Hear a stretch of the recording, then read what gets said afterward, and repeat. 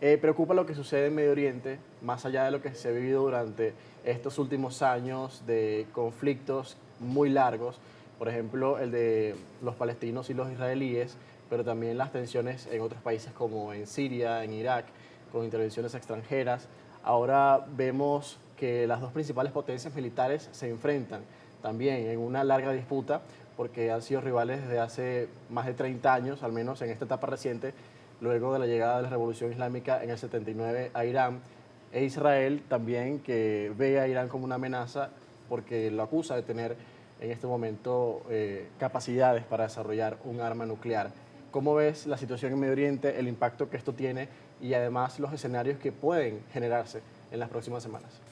Bueno, lo primero que hay que decir con relación al conflicto entre israelíes e iraníes es que se trata de un conflicto que estaba en estado de latencia, estaba a punto de reventar, iba a estallar en cualquier momento. Nosotros el año pasado vimos varias arremetidas de Israel hacia Irán, muchas veces de manera indirecta. Me refiero puntualmente al ataque de Israel al consulado de Irán en Damasco, la capital de Siria, pero también vimos varias ofensivas de Irán en contra de Israel. Eso, lo repito, estuvo ocurriendo a lo largo, en el transcurso de 2024. Por eso, este conflicto que estamos viviendo en este momento estaba en estado de latencia. Por ahora, el conflicto es de orden bilateral, es exclusivamente entre israelíes e iraníes. Sin embargo, y esto lo estuvimos conversando un poco antes de entrar al aire, es posible que el conflicto se transforme en uno de índole regional, en uno de orden regional. ¿Por qué? Por la presencia de proxies. Nosotros sabemos que Irán respalda a Hamas en Gaza, a Hezbollah en el Líbano, a las milicias chiíes que se encuentran en Irak, también a los hutíes en Yemen. Si bien es cierto que Hamas, que Hezbollah, que los hutíes han sido diezmados por ataques, por cierto, de Israel, también es cierto que aún son organizaciones que tienen poder de fuego. Y si ellos decidiesen aprovechar ese poder de fuego e involucrarse en este conflicto bilateral entre Israel e Irán, podría derivar el conflicto en uno de orden regional.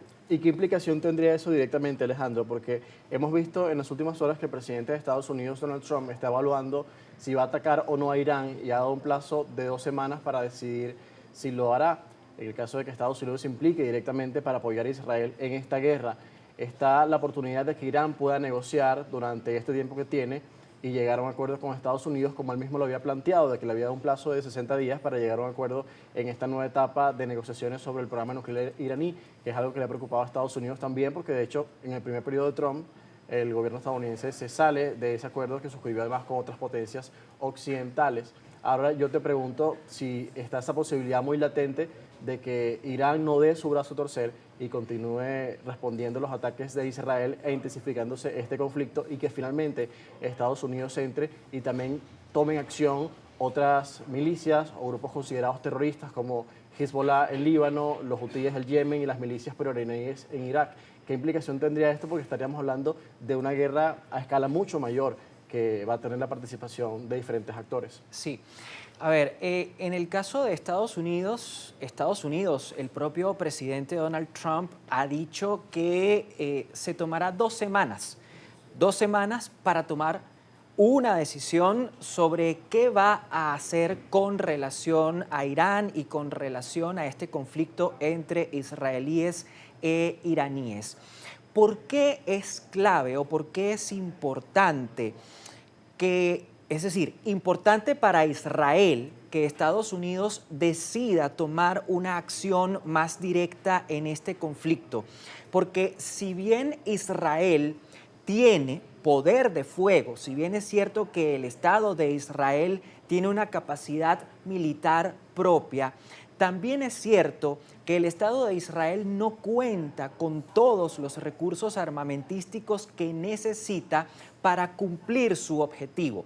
¿Cuál es el objetivo de Israel en este momento, además de eliminar posiciones militares iraníes, además de dar de baja a altos mandos militares iraníes? El objetivo de Israel es golpear de la mayor forma posible, en la mayor medida posible, el programa nuclear iraní. ¿Cómo? Atacando centrales nucleares, atacando lugares en los que se enriquece uranio. Y es aquí cuando Estados Unidos pudiese jugar un papel clave. ¿Por qué? Porque una de las principales centrales en las que Irán enriquece uranio es en la central nuclear de Fordow, que se encuentra al norte de Irán. Esa central está además construida bajo tierra, es subterránea. Israel no tiene los misiles que se necesitan para causar un daño efectivo en esa central. Estados Unidos sí los tiene. Y es por esa razón que Israel está tan ansiada de que Estados Unidos tome un papel mucho más activo y mucho más contundente en este conflicto. Ahora, si Estados Unidos decidiera involucrarse, hay otros actores que favorecen a Irán que también pudiesen involucrarse. Hace un momento mencionaba a Hamas, mencionaba a Hezbollah, mencionaba a los hutíes, pero nosotros no podemos olvidar que Rusia, que es el enemigo histórico de Estados Unidos o el adversario histórico de Estados Unidos, también tiene intereses en Oriente Medio.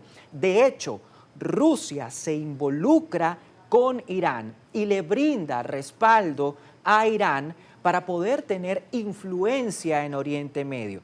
Si Estados Unidos decidiera participar activamente en el conflicto, posicionándose a favor de Israel, nada nos dice que Rusia no pudiese hacer lo propio a favor de Irán.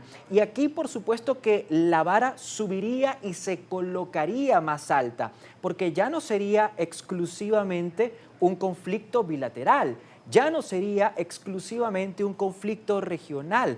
Podríamos estar hablando incluso de un conflicto a escala mundial. Ahora, pero ¿estaría Rusia realmente interesada y tendría la capacidad de desplegar sus tropas hacia Oriente Medio para intentar ayudar a Irán en medio de la guerra que tiene con Ucrania y también la confrontación con Occidente permanente y también con el debilitamiento, por ejemplo, en Siria, donde tiene bases importantes? Sí. En este momento, ciertamente, Siria tiene un frente abierto y un frente activo en Europa del Este. Estamos hablando de la guerra con Ucrania. La mayor parte de los recursos militares rusos están comprometidos en esa guerra. Además, Rusia, es cierto, no atraviesa por su mejor momento en términos económicos. Las sanciones occidentales, las sanciones impuestas por Estados Unidos y por la Unión Europea han golpeado a Rusia. De hecho, al día de hoy, Rusia se mantiene a flote gracias a la participación de China y también de India, porque China e India se han convertido en los grandes compradores de petróleo y de gas procedente de Rusia. Entonces, es cierto que Rusia no está en las mejores condiciones como para entrar en un conflicto y eso lo evidenciamos cuando optó por no proteger a Bashar el-Assad, cuando esta oposición armada actuó para derrocarlo de manera reciente. Entonces, eso es una realidad. Pero tomando en consideración que Irán es un país mucho más grande, es un socio mucho más importante, de mayor peso incluso que Siria, es posible que el Kremlin y que Vladimir Putin se lo piensen dos veces. Bueno, es una importante afirmación y posibilidad la que planteas, Alejandro. Hoy queremos también hablar sobre cómo esto nos puede afectar y por eso me quiero ir al corte dejando esa interrogante, ¿cómo pudiera afectarnos esto en este lado del mundo, a Venezuela particularmente, entendiendo la implicancia energética también que tiene Irán y la importancia energética que tiene de este lado occidental, Venezuela. Estamos conversando con Alejandro Linares, analista internacional y periodista, esta mañana ayudándonos a entender el contexto en Medio Oriente con esta escalada de tensiones entre Irán e Israel, dos rivales históricos que parecen que no dan su brazo a torcer y se están atacando mutuamente. Ya veremos en qué termina esto. 7:57 minutos, a la pausa y en breve más. 8 en punto de la mañana, regresamos con más en Primera Página. Hoy con nuestra entrevista internacional nos complace estar conversando con Alejandro Linares, periodista y analista internacional, destacado también en los conocimientos sobre la geopolítica y la actualidad internacional. Desde luego este no es un conflicto menos importante, es un momento histórico también porque el mundo atraviesa muchos desafíos geopolíticos, fragmentación del poder, conflictos a gran escala como lo que sucede en Europa del Este hace tiempo, en estos 2 últimos años, la guerra entre Israel y Hamás en la Franja de Gaza, que también ha generado una ola de reacciones internacionales muy importantes y de alguna forma también ha cambiado un poco el foco porque se ha centrado toda la atención allí. En el Medio Oriente los países han asumido una posición, históricamente algunos enemigos de Israel, otros que han favorecido la posición geopolítica que toma el Estado hebreo en este momento. Alejandro, yo te pregunto cómo nos afecta el conflicto entre Israel e Irán, entendiendo las capacidades energéticas del país persa, el petróleo, pero sobre todo un cruce muy estratégico e importante que es el Estrecho de Hormuz. Muchos países temen a que esto pueda cerrarse e Irán ya ha amenazado en estos días con hacerlo si las tensiones se intensifican y si Estados Unidos entra en acción, porque además de que puede atacar las bases estadounidenses en Oriente Medio, también amenaza con cerrar este estratégico cruce para el comercio mundial. Sí. Bueno, en principio, con relación a Venezuela, lo primero que hay que decir es que las solidaridades automáticas no son lo más prudente en este momento. Es decir, no es prudente en términos de política exterior asumir posiciones completamente a favor de uno de los dos actores, de uno de los dos bandos. Lo prudente es ofrecerse como una voz media, neutral, que pueda servir incluso como mediadora, ¿no? Eso es lo prudente en términos de política exterior. Ahora, tú mencionabas que Irán ciertamente ha amenazado con bloquear el Estrecho de Hormuz. El Estrecho de Hormuz, tú bien lo decías, es un paso marítimo. Por allí circulan buques mercantes, sobre todo buques petroleros. Se estima que por ese estrecho, por ese paso marítimo, circula el 20% del petróleo que mueve al mundo. Para poner este porcentaje en cifras más redondas y más concretas, estamos hablando de 20 millones de barriles por día. No es poco. 20 millones de barriles de petróleo por día son los que circulan por Hormuz. Si Irán cumpliese su amenaza de bloquear ese estrecho, y lo puede hacer fácilmente, porque ese estrecho fácilmente puede ser controlado y bloqueado por Irán, bien con acorazados, con buques armados, incluso con buques mercantes, los atraviesa y fácilmente puede bloquear el estrecho. Si Irán cumpliese esa amenaza, esos 20 millones de barriles de petróleo al día dejarían de entrar así, de forma directa, de forma inmediata en el mercado petrolero mundial. Y es allí cuando Venezuela podría ver una ventana de oportunidad. ¿Por qué? Porque ante la ausencia de esos 20 millones de barriles de petróleo en el mercado mundial, Venezuela podría plantearse, podría presentarse como un proveedor estratégico, como un proveedor seguro. Ahora, si bien es cierto eso, también es cierto que para poder aprovechar esa ventana de oportunidad, Venezuela necesita o mantener su cuota de producción actual, que está en 1 millón o un poco más de 1 millón barriles día, o incluso superar esa cuota de producción diaria. Es decir, que históricamente también hemos visto que Venezuela en el pasado sacó provecho de algunos conflictos internacionales, es decir, favorecieron la posición de Caracas al respecto. ¿Crees que en este momento esa condición pueda darse? ¿Estemos en un escenario parecido a lo que se vio antes? Mira, en este momento, tomando en consideración nuestras cuotas de producción, voy a repetir los números, me lo voy a permitir, claro, José, con tu permiso.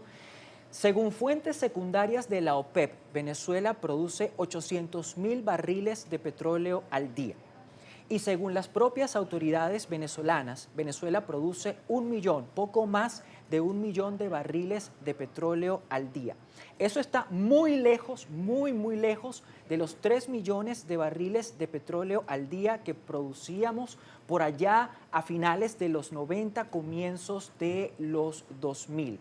Si Venezuela tiene la pretensión de aprovechar esta ventana de oportunidad que se le podría abrir a raíz del conflicto que está en desarrollo entre Israel e Irán, Irán e Israel, Venezuela, insisto, está más que en la necesidad, en la obligación de aumentar y en el mejor de los casos incrementar su cuota diaria de producción petrolera. La otra variable es el intercambio energético entre Venezuela e Irán. ¿Eso pudiera haberse comprometido en medio de esta situación? Podría haberse comprometido porque evidentemente el país en estado de guerra, en condición de guerra, va a enfocar la mayor parte de sus energías y la mayor parte de sus recursos en el conflicto. Ahora, Alejandro, también te consulto sobre la posición en este momento estratégica de Estados Unidos, el manejo que le ha dado el presidente Trump a esta guerra, diciendo que no sabe si lo va a hacer, que puede que lo haga, puede que no, nadie sabe qué decisión va a tomar en las próximas semanas, dándole una oportunidad a la diplomacia en medio de estas tensiones. ¿Cómo valoras esa estrategia que él ha asumido en particular con esta guerra, que en principio Estados Unidos se deslindó de ese ataque preventivo que lanzó Israel la semana pasada contra Irán, pero luego favoreció la posición del Estado hebreo, afirmando la defensa del Estado de Israel, pero también oponiéndose a que Irán tenga un arma nuclear? Y de hecho, algunos otros países fueron también en esa misma línea.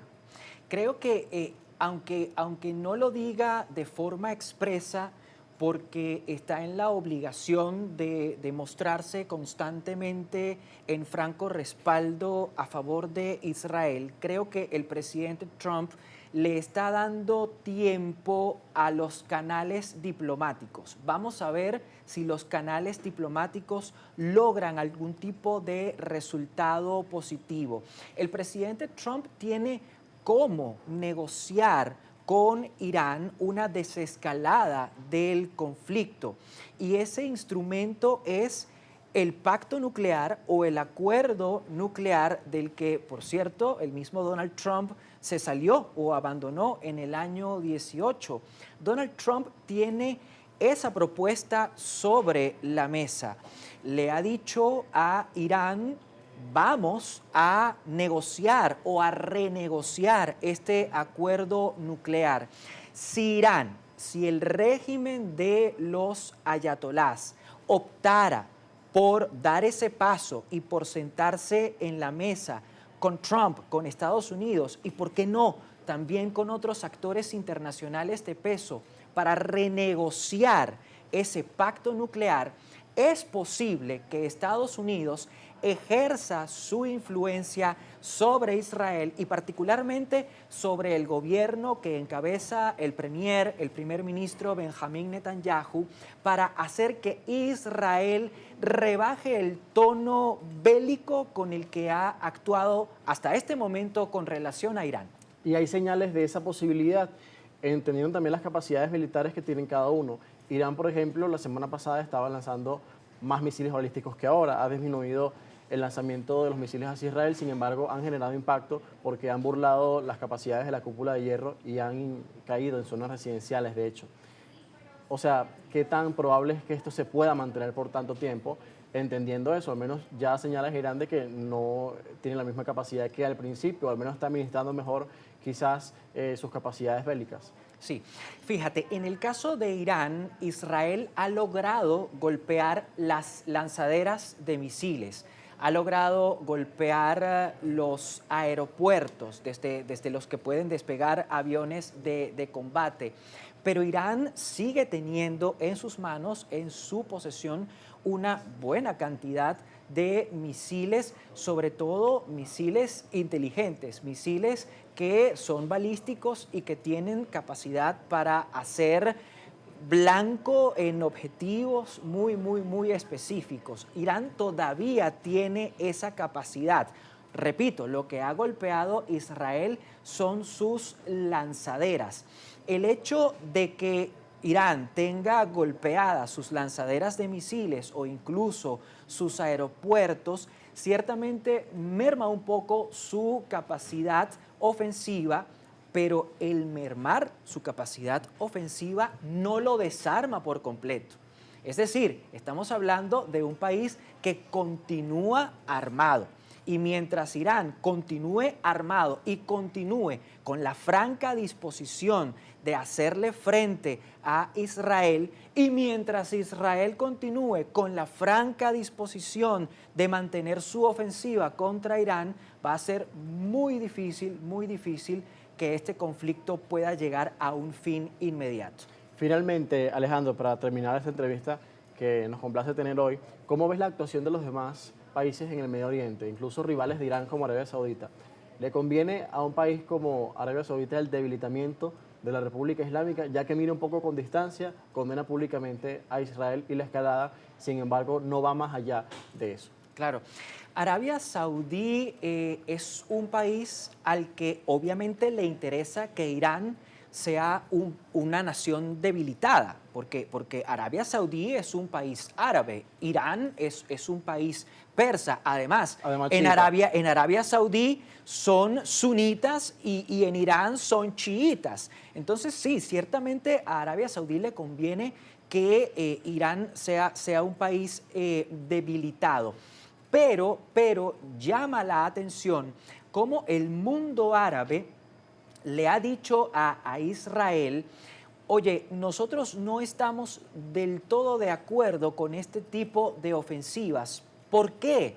Porque si bien estas ofensivas son entre israelíes e iraníes, generan inestabilidad en esa gran zona que se llama Oriente Medio, que está predominada por países árabes. Entonces, evidentemente, al mundo árabe no le interesa un conflicto ni bilateral ni regional, porque además, si llegásemos al conflicto regional, las naciones árabes van a estar más que en la necesidad, en la obligación de fijar una posición.